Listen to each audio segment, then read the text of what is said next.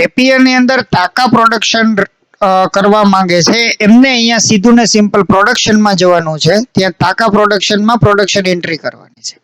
અહીંયા ન્યૂ કરવાનું છે. ઉપરની બુક જે તમારી સાડી તમારી હોય તો સાડી, જોબર કરતા હોય જોબર અને ગ્રે જોબર કરતા હોય તો ગ્રે. સાડીની એન્ટર મારવાનું. અહીંયા જે પ્રોડક્શનનો વાઉચર નંબર આવે એ સિલેક્ટ કરવાનો છે. ત્યારબાદ અહીં એન્ટર મારીને અને પોતાનું પ્રોડક્શન માટે સેલ્ફ પ્રોડક્શન લેવાનું છે. જે તારીખનું પ્રોડક્શન હોય પ્રોડક્શન નાખવાનું છે.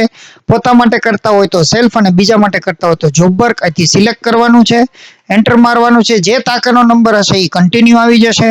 ત્યાંથી એન્ટર મારવાનું છે. એન્ટર મારીને આની અંદર જે કંઈ તમારે ડિઝાઇન છે કે માનો કે હું અહીંયા HK1 ડિઝાઇન પિસ્તા કલર લેવા માંગુ છું તો HK1 પિસ્તા કલર અહીંયા 6.3 ની કત મેં પહેલેથી નાખેલી હતી અને મારે આના 36 પીસ બનાવવા છે તો હું 36 પીસ કરીશ અને 36 ના એવા 3 તાકા નીકળ્યા છે તો હું અહીંયા 3 કરીશ. મોસ્ટલી અહીંયા એટલા 36 હોતા નથી, મોસ્ટલી 18 કે 15 પીસ હોય છે એટલે અંદર નાખીશ અને અહીંયા મારે 3 તાકા કરવા છે એટલે હું 3 નાખીશ. એન્ટર મારીશ. આ મારું મશીન નંબર 1 માંથી પ્રોડક્શન થયું છે એટલે હું એન્ટર મારીને પાછું આગળ વધીશ. 10 નંબરનો તાકો. હવે મારે આમાં ડિઝાઇન ચેન્જ કરવી છે, પર્પલ બનાવવો છે. હું અહીંયા પર્પલ કરીશ, એન્ટર મારીશ. આના મારી પાસે 15 પીસ નીકળ્યા છે. 94 મીટર 3 પન્નાનું જ મશીન છે.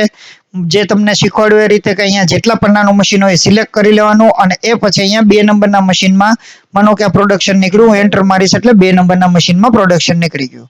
આવી રીતે અહીંયા પ્રોડક્શન સેવ કરી લેવાનું છે એટલે તાકા આપણા સેવ થઈ જશે. હવે કોઈ કારણસર એક વખત નાખ્યા પછી જો ભૂલ થઈ હોય તો ફાઇન્ડ કરીને જે તે પ્રોડક્શન્સમાં જઈને અને જે કંઈ તમારે સુધારવું હોય એ સિંગલ તાકામાં સુધરશે. હવે એક સાથે 3 તાકામાં સુધરશે નહીં. આટલું કરવાનું છે પ્રોડક્શન માટે. Thank you.